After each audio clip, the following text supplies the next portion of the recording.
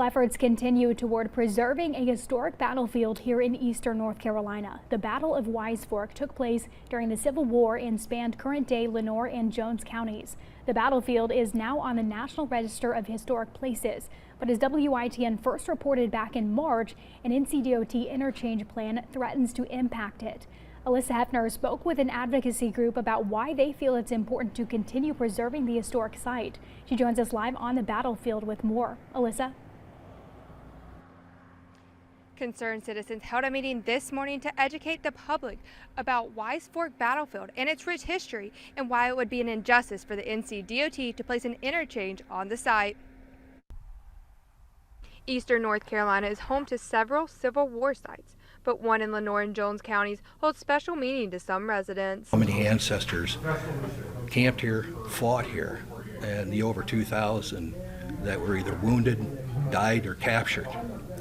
Those descendants come to this place because that's their link. Members of a group named Save Wise Fork gathered Monday and invited the public and community leaders to learn about a battlefield that is being threatened by an NCDOT project.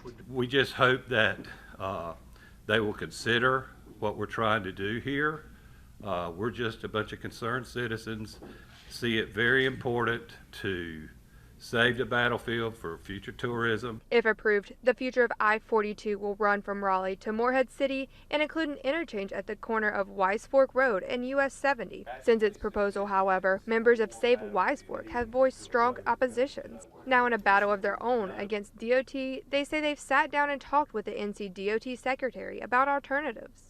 If we don't advocate for history, if we don't advocate for these sacred spots, people will forget them. And it's going to be said over and over today, once they're gone, they're gone.